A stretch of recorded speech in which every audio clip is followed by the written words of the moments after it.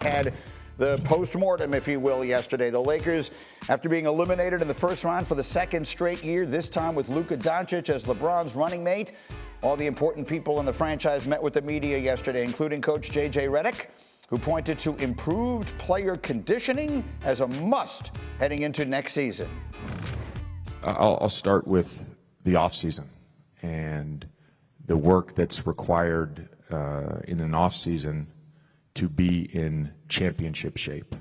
And, you know, we have a ways to go as a roster. And certainly there are individuals that were in phenomenal shape.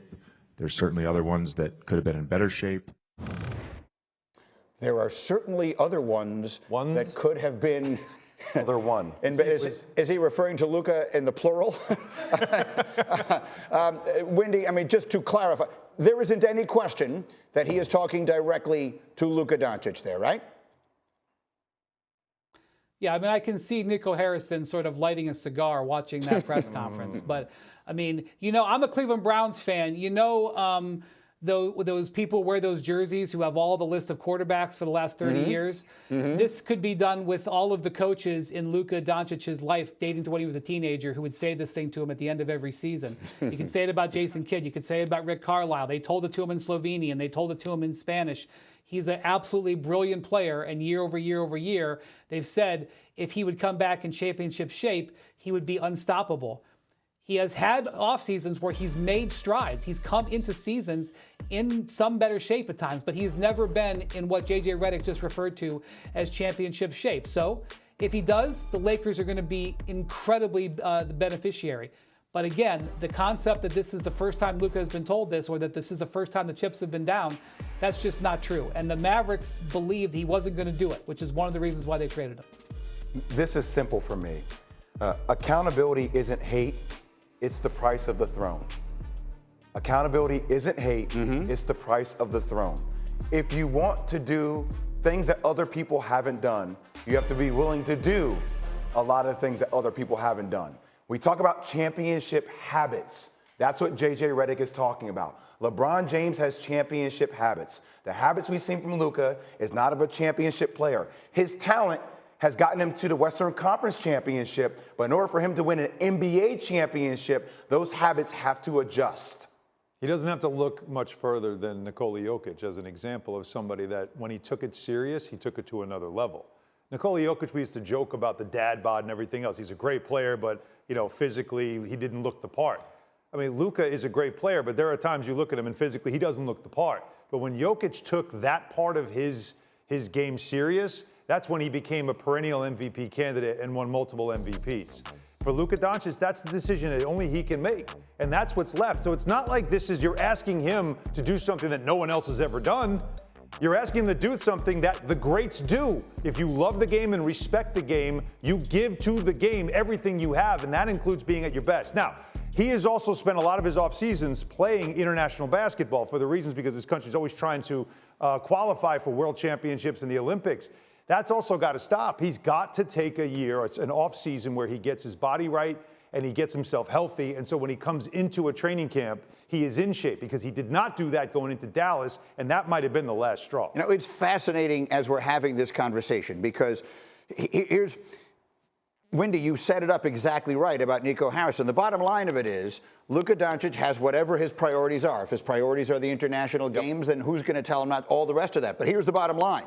If I'm going to give you, what is the Lakers max they can give him now? $220 million? That's what this is, right? They can't do what? Yeah. $230. If I'm going to give you $230 million, the minimum I expect is that you're going to be in the best shape you can physically possibly be in. That is the very least I think I have a right to expect from you in exchange for $230 million.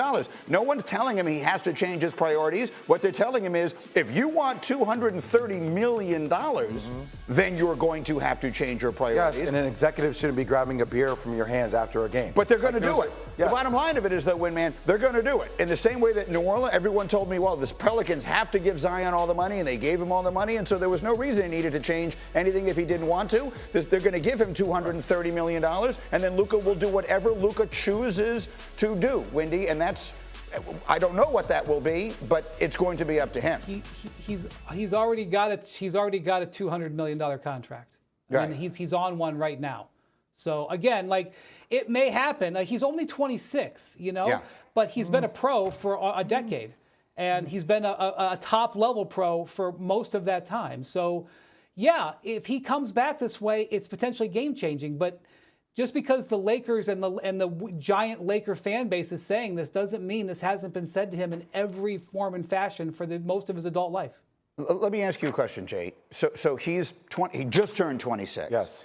And it's one thing to be 26 and maybe not in championship condition.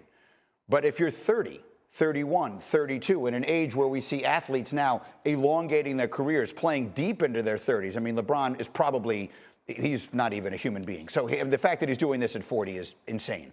But athletes who have these longer careers, that's because of their maniacal conditioning, right? Yes. Like, he's not going to be that at 32, 33, 34. The reason why I always get so frustrated at lines, and it's not Wendy's fault, it's what people say, that he's only 26.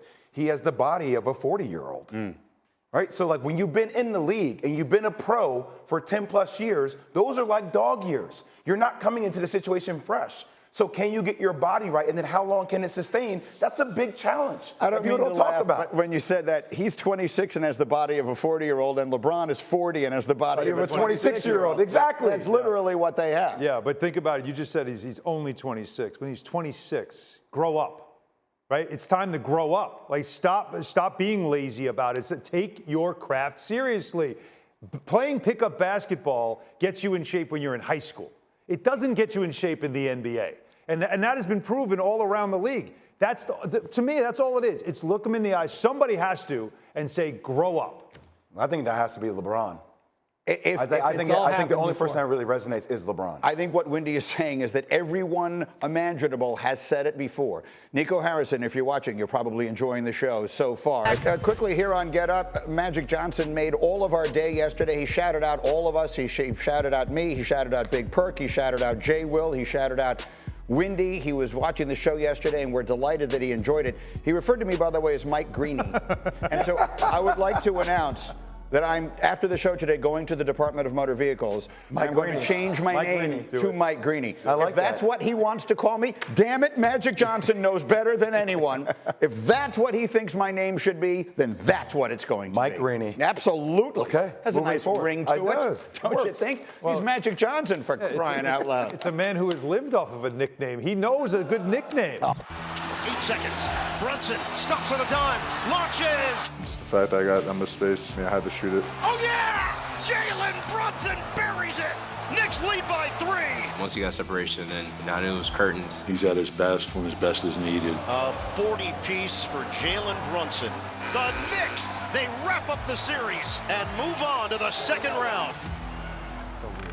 So what Jalen Brunson did last night is actually very rare. Going back to 1998, he's just the 4th player with a 40-point game and a late go-ahead bucket in a playoff game. The last time we saw it to clinch a series, 2019, Kawhi Leonard, legendary. He had 41 points, and that one that rattled around and in to knock out Philadelphia. The round before, it happened twice in those playoffs. Dame time, waving goodbye to OKC with the iconic 3 over Paul George. Dame had 50 in that game, and then it takes us back to Michael Jeffrey Jordan. Game 6, his last bucket as a Bull. MJ had 45, none more important than that crossover to end the series.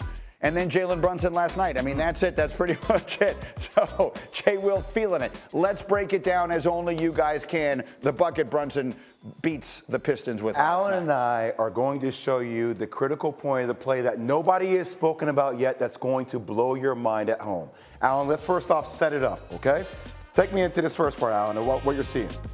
Well, you'll watch what the Knicks are going to do here is load up on this side of the floor. As you'll see, Deuce McBride's going to relocate. Now they got 3 players on this side of the floor, the left side of the floor. And Brunson's a lefty, Jay. All right, so as we look at this, just look at this first off.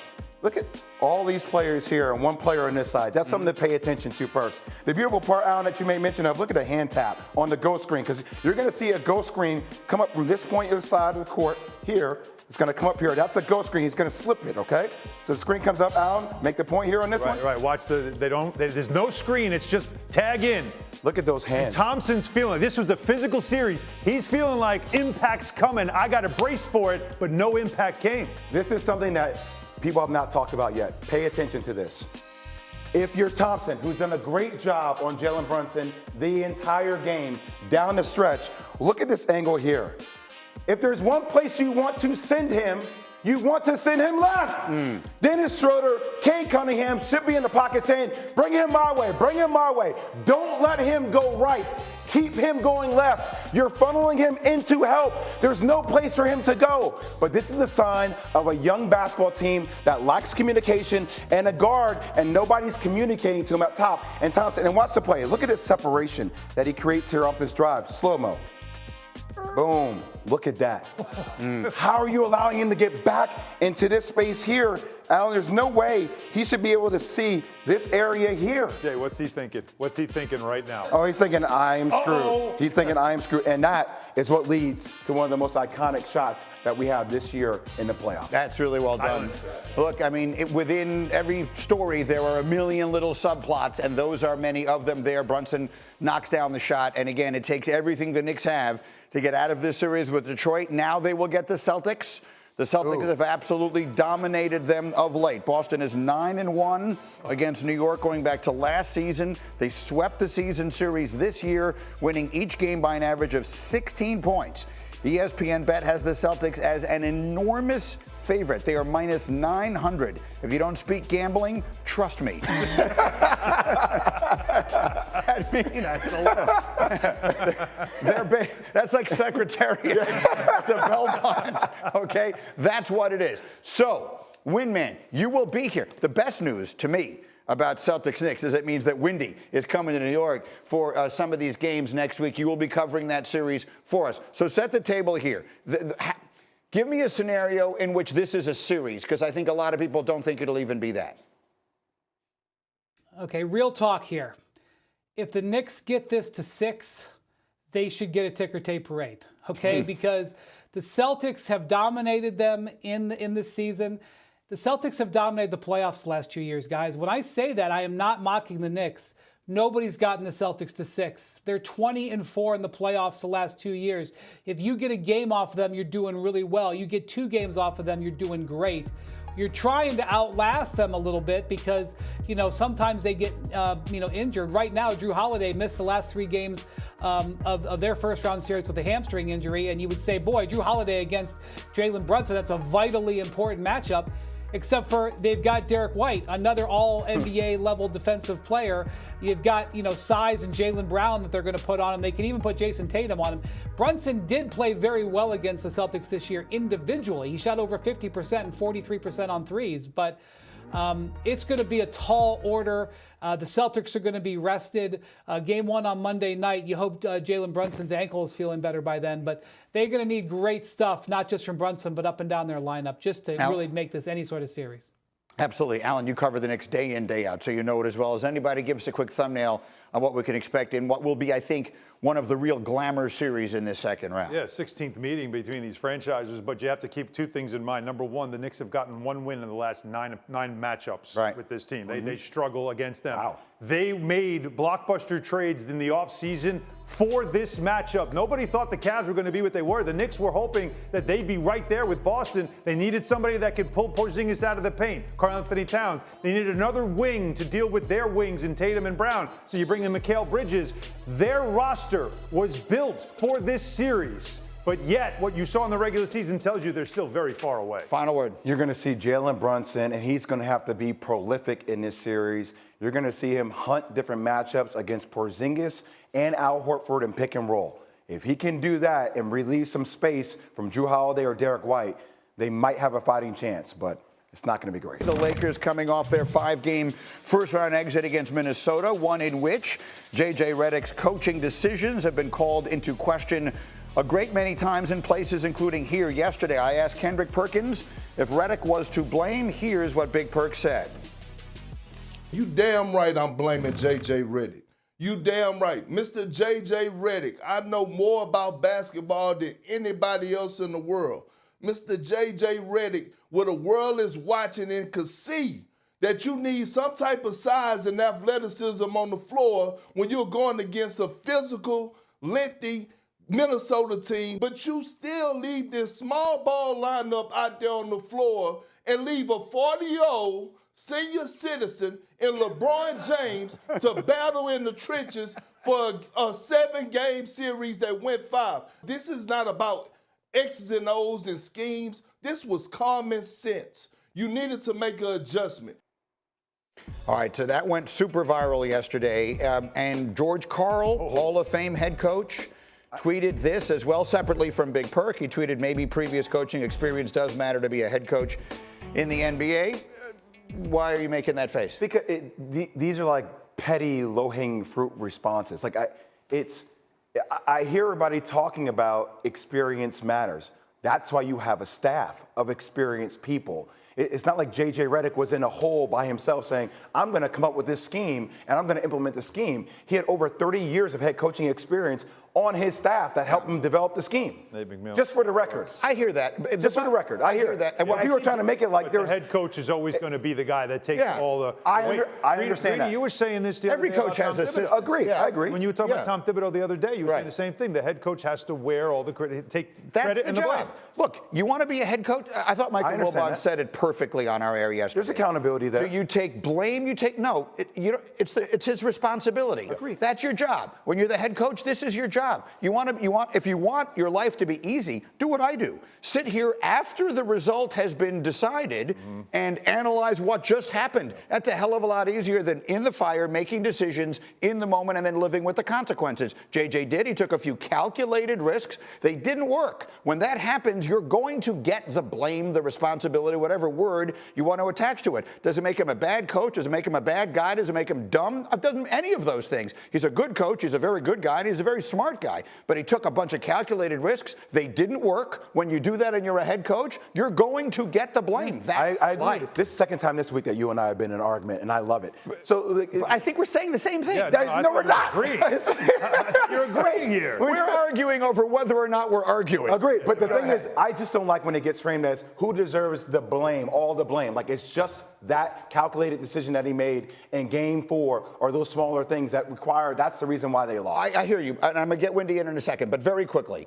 The not making the adjustment that Big Perk is referring to. It's not just that. I so vehemently disagree with Perk. There were a ton of adjustments that were made in multiple games. But not with anybody over 6'9". I mean, that's I agree. what he's so saying. I'm not absolving small. JJ of every single thing. The Jackson Hayes thing is mind-baffling to me. I think that's but obviously he does not have trust in Jackson Hayes if you're looking down your bench. And the one big guy on your roster, you're not going to play. Let me give Windman the final word on this. Windy, go.